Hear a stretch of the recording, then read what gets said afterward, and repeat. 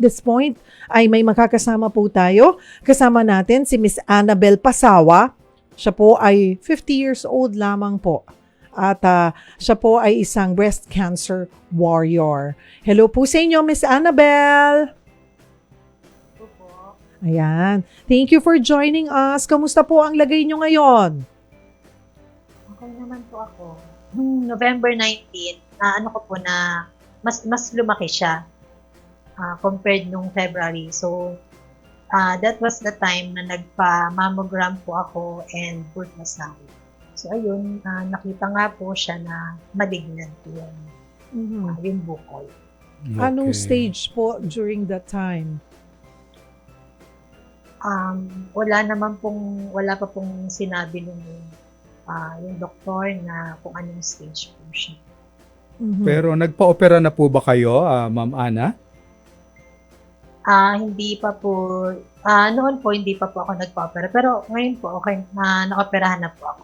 At nung inoperahan po kayo, ano yung lumabas doon sa pathology report nung tinanggal sa inyo?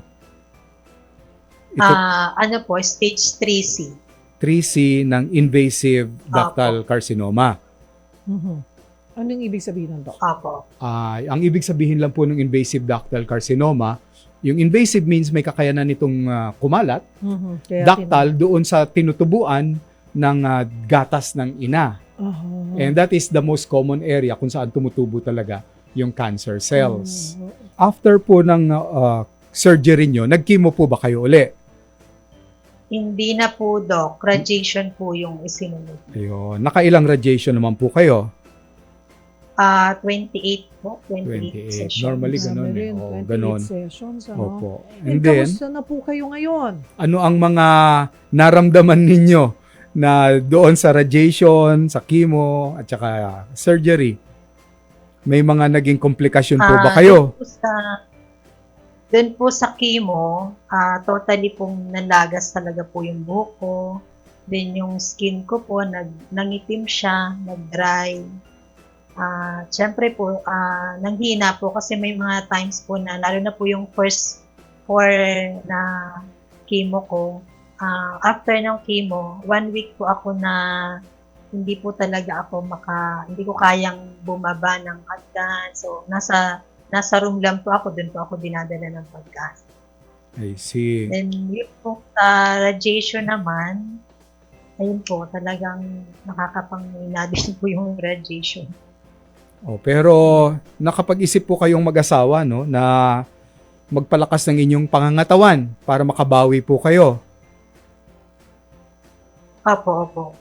So, kasi ano po nito, Dok, itong year din pong ito, nung nagpa-PET CT scan po ako, na-detect din na nagkakaroon po ng nagme-metastasize sa buto. Opo. So, inano po agad ako ng doktor na radiation ulit.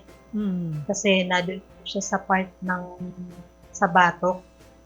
So, ni-radiation po ulit ako. Kaya lang, ayun po yung hindi ko kinaya kasi dapat po ay 15 sessions. 12 pa lang, nagpa-stop na po ako kasi yung effect ng radiation, hindi ko po kaya. Kasi nagsusuka na po ako lagi, kasi nawala na rin po ako ng panlasa. At saka talaga pong nanghina ako dun sa radiation na yun. Pati po yung mga iniinom na gamot para mga chemo drug din siya na oral. Hindi na po kaya ng katawan kung natanggapin yung gamot.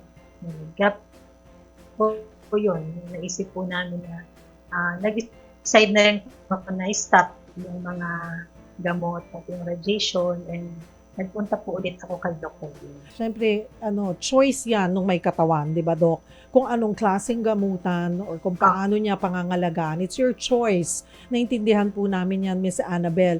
Pero, paano ba, Doc Bien, since they opted to do natural muna because nga hinang-hina na siya, di ba? Parang ginagamot ka nga, pero feeling siguro ni Miss Annabel doon, lalo lang siyang nagkakasakit, lalo niyang nararamdaman yung kanyang cancer. Ano yung changes, lifestyle changes na pinagawa sa'yo ni Dr. Bien, Annabel?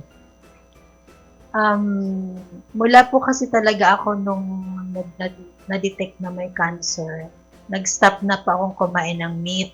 More on ano na lang po ako, vegetables, fruits, and then yung rice po na ginagamit ko, kadalasan is brown rice or black rice. So, kung nagpa-check up ako nung kay Dr. Bien. So, ayun din po ang inano niya na kailangan talagang magkaroon ng self-discipline pagdating po dun sa mga kinakain. So, marami po talagang bawal. And kailangan laging malakas ang iyong immune system. Actually, yun eh. Nung makita ko kayo, Ma'am Annabel, hindi po ba parang gumagapang na si Ma'am Annabel? Hinang-hina. Hinang-hina. Nakasombrero ka nun, Ma'am Annabel, hindi ba? At akay-akay kasi siya po ng asawa. Kasi wala siyang buhok nun. So we have decided, pinag-usapan namin kasama ng kanyang asawa, kailangan kasi ang decision as a family, magpalakas muna. Total, baka hindi mo rin lang naman kayanin yung mga susunod na session of your radiation. So napag-usapan namin na magpapalakas siya with the natural therapies and the diet therapy, and hopefully nag-exercise ka. Kumusta ka naman ngayon? How are you now? Tumubo na ba yung buhok mo? Ayan na, meron na siyang buhok. Kamusta naman yung balat mo? Dati itim na itim siya. Maliit pa lang po, pero tumubo na po ulit. Pero na ulit. Oo, pero kamusta ang iyong pangangatawan? Sa ngayon po, Miss Cheryl, okay naman po ako, malakas po ako. Nagagawa ko din yung mga normal na ginagawa ko. Hindi kagaya po dati nung time na nagkita po kami nung kay Dr. Ben this April 2023. Sabi ko pa nga po noon, kapag sabi po noon ni Doc na ibang itsura ko noon na compared nung una niya ako nakita. Kasi gawa nga po nung effect yun sa radiation sa Alam mo, Miss Cheryl, kung bakit naimbitahan natin si Miss Ana, no? Miss Ana, ang habol po kasi natin is for women who is undergoing the same tragedy in their health, wag mo wawalan ng pag-asa. Di po ba? At alam ko madasalin nitong si Ma'am Ana eh. So, to keep the faith, tama po? Opo.